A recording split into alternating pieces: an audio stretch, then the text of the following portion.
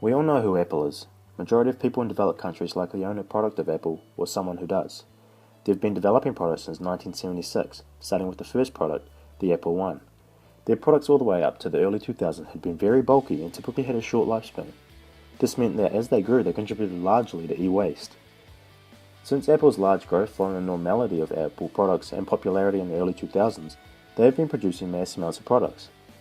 This meaning they had increasingly been emitting a bigger carbon footprint.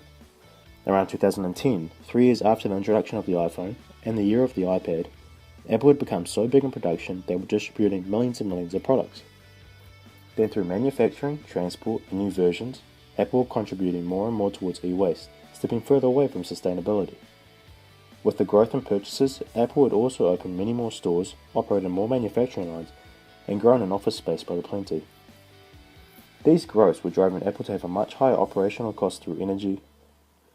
In 2011, Apple had amassed a 493 million kilowatt-hour energy production rate. Just last year, that figure has risen to 1,830 million kilowatt-hour energy consumption rate, which is about as much as a small country.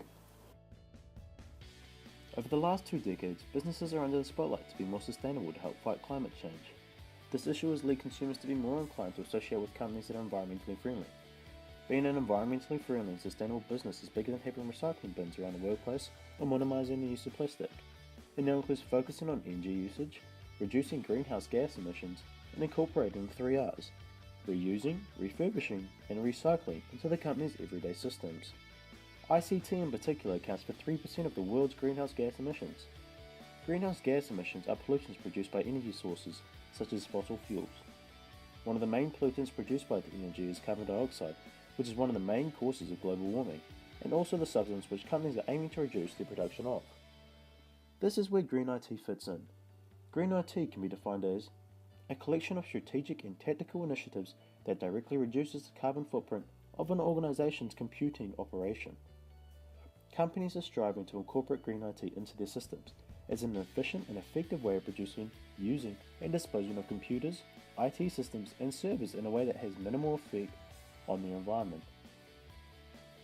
Ways in which companies can reduce their carbon footprint is by adopting renewable energy sources as a way of powering servers, data centers, or their businesses as a whole.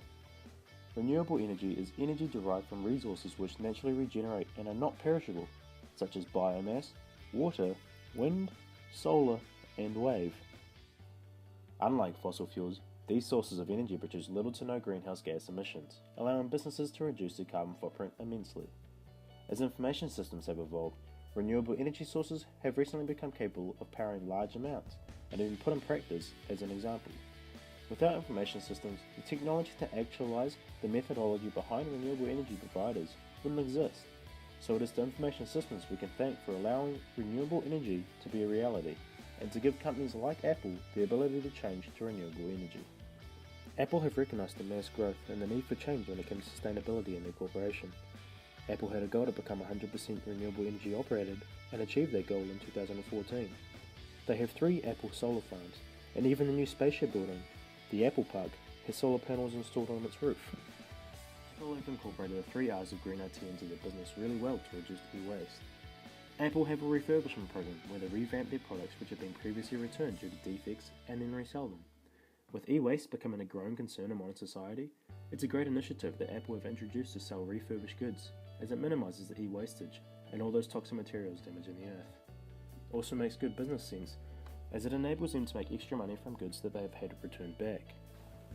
Reusing old parts or even the whole hardware can help reduce the total environment footprint caused by disposal of the goods.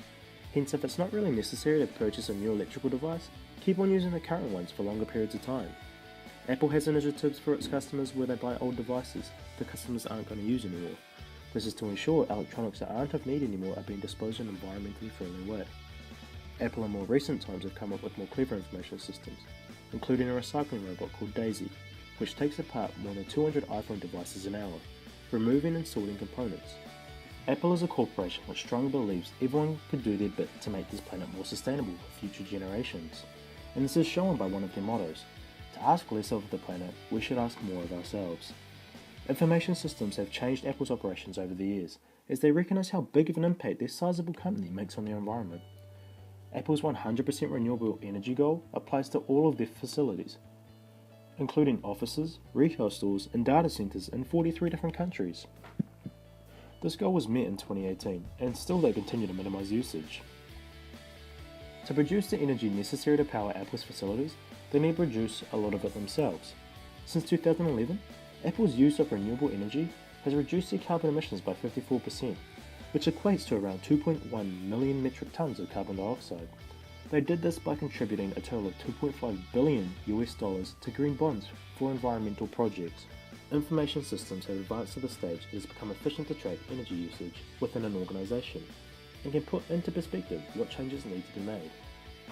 Apple tracks the usage of not just itself but its suppliers, customers, and devices. Having this data isn't elaborate to do so, but it is vital in cutting back unnecessary energy usage. In 2017, Apple's carbon footprint reached a staggering 27.5 million metric tons of carbon emissions, and 77% of that came from manufacturing alone. Because manufacturing makes up 77% of Apple's carbon footprint, they decided to source lower carbon materials, partnering with suppliers to reduce their energy use, and helping them switch to renewable energy. Apple accounts for the energy used to power its devices from consumers. This adds accountability. This ensures that Apple is really trying to reduce the consumption of its products.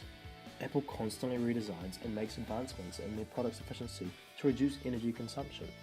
And since 2008, Apple have reduced Apple product consumption of energy by 70%. Transportation has been revamped through smaller or lighter packaging to reduce the amount of necessary fuel required when travelling by air or sea.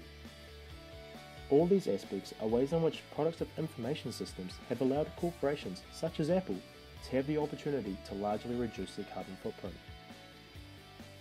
Information systems have brought awareness to us as consumers and organisations about sustainability. This includes the 3 R's, renewable energy, and understanding where consumption peaks internally.